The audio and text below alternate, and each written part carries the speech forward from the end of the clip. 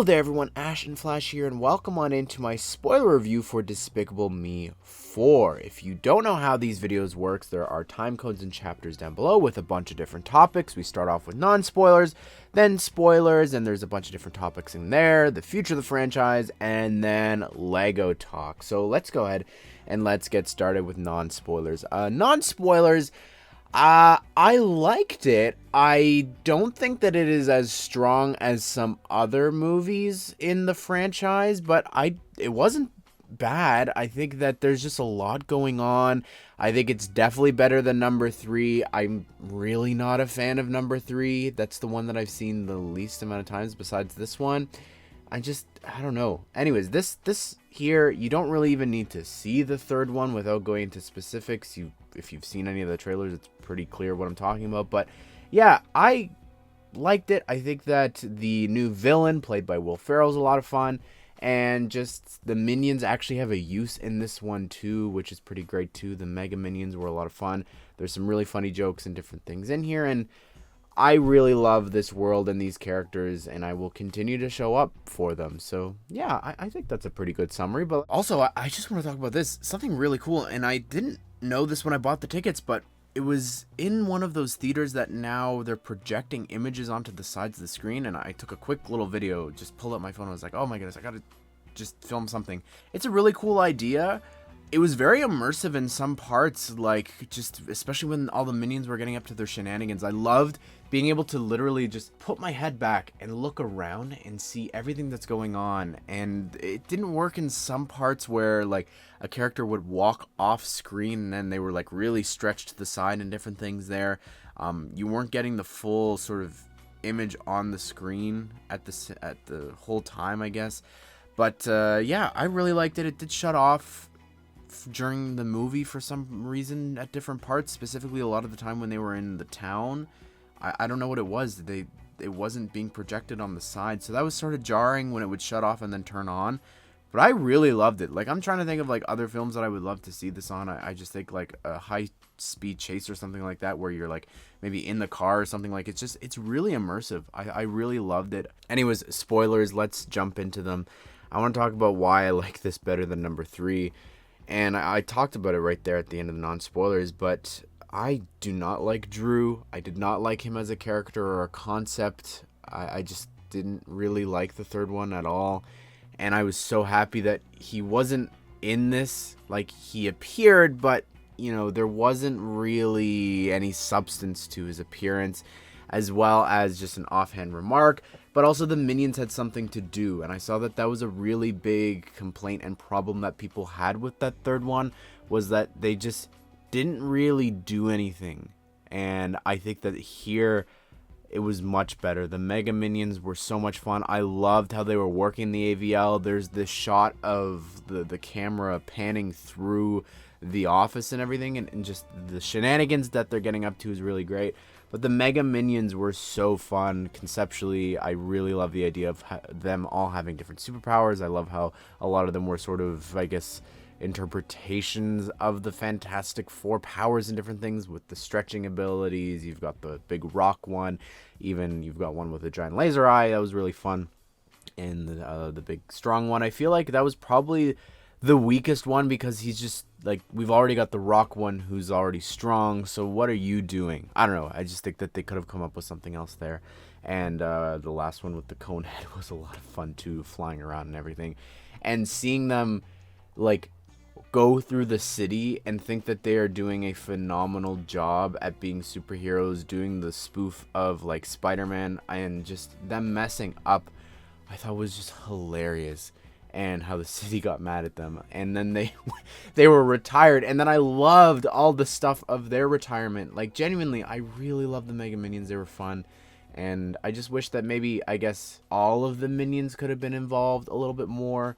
But speaking of minions, the pit crew, and it's something I'll talk more about in Lego Talk, but I thoroughly loved the pit crew. That was so funny how they're just this group of 3 of them. They're ready to help Gru with little baby Gru, and I just thought they were so darn funny, and it made me appreciate the set so much more, which we'll get to.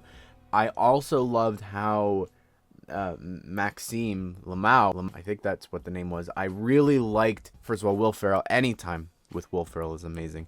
And we've got him riffing off of Steve Carell, which is also really good.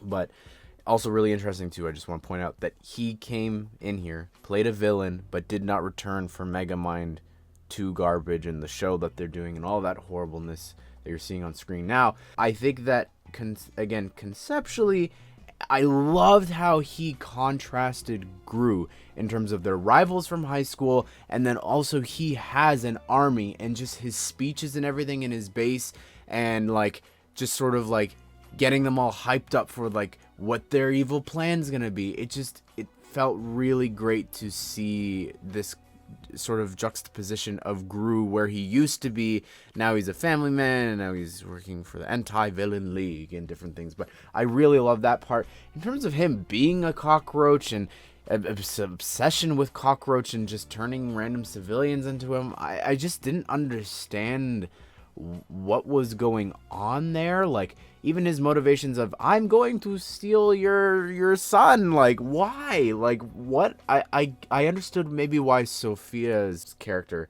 was excited about that, because I don't know, it just seemed weird. Like, I didn't understand it. It went from, I'm gonna kill you, to I'm gonna steal your child. I don't know, maybe it's too much of other movies that we've had before, but maybe, you know, he wants to turn everyone into cockroaches or something and then control them all.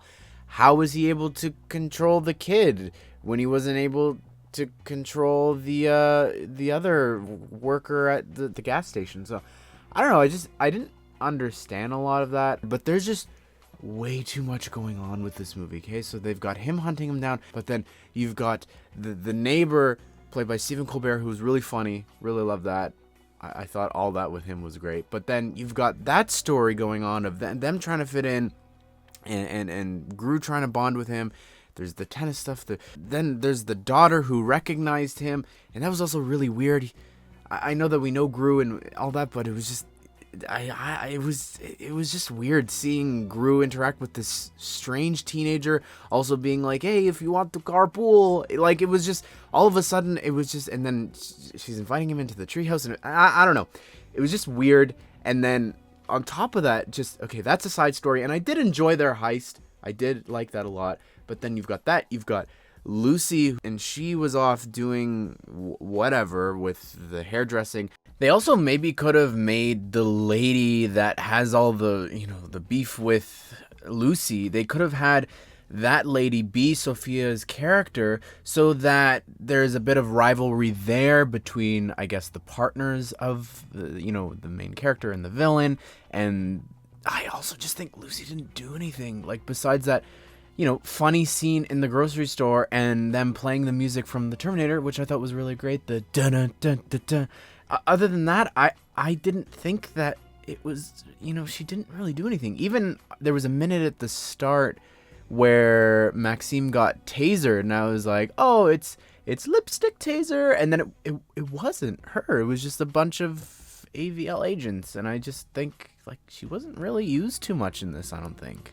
They've got Edith fighting this Taekwondo instructor at the dojo, and then also Agnes is taking the class there, but Margot's not taking the class. I was trying to follow this, and I just didn't understand it. And then I appreciated Agnes just being the cute little innocent sweetheart that she is, and, you know, not wanting to lie when they're having their new identities and everything. I thought that was really cute. I will say, I think my favorite joke in the whole movie was when Lucy was listing off to Agnes, oh, don't worry, you know, Lucky, the unicorn goat, don't worry, like, you know, he'll remember you, and you do all this stuff together. You guys have a podcast together. And I thought that was just the dumbest but funniest joke in the movie for me. But yeah, then you've got him trying to bond with the son, add the Mega Minions. Like, there's so much here that I just don't think needed to happen. But yeah, I will say as well with this, I enjoyed Gru being evil. There's something really special about that first film. Like, I really, truly believe it is one of the best animated films. I think that there's just something so great about him being evil there, and stealing the moon, and then also him, you know, meeting the girls and everything. And then I would even say Despicable Me 2 is also really good. Him falling in love, the girls wanting a mom and different things like that. The third one and this one just, they fall short of that. I like the first Minions movie. I really don't remember the second one. I've seen it, but I don't think that it was too great. But Gru's being evil again there, I guess. That is a plus there. But anyways, I will say that ending bit in the prison, I was blown away by that. Like, I'm gonna be honest, I got a little misty-eyed just seeing everyone there. I think it was specifically like seeing Scarlet being old and everything. I thought was really just such a, like, if this is the last one, which I don't think it will be, but if this was the last one, it was just such a nice way of wrapping everything up really nicely. I think just giving us and showing us, oh, here's all of the villains from the other films now with Maxime here, but then you've also got even side characters. Will Arnett's character from the first film was there. We had Vector somehow off of Mars. Spoilers from the short that was in front of Migration.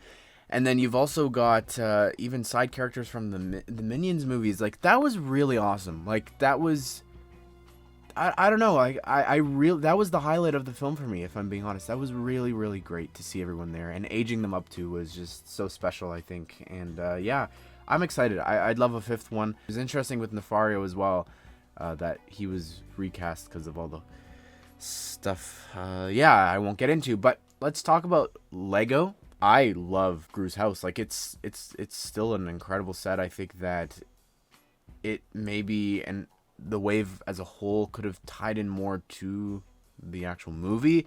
Like, there was the minute I saw that cockroach mech, the flying, I guess it climbed out of the hole at first before it started flying, but when I first saw that, I was like, oh my goodness, there's a Lego set, that is perfect. And then when they stole the carriage or whatever, the wagon that could fly, I was like, there's another set, and that could, you know, it could come with Poppy and different things. So I really just am disappointed that we didn't get the main villain. Like, not getting Maxime is so frustrating to me, that we're getting, again, this batch of sets, and then I feel like it's like other themes that we're not getting the main villain, and I don't get why.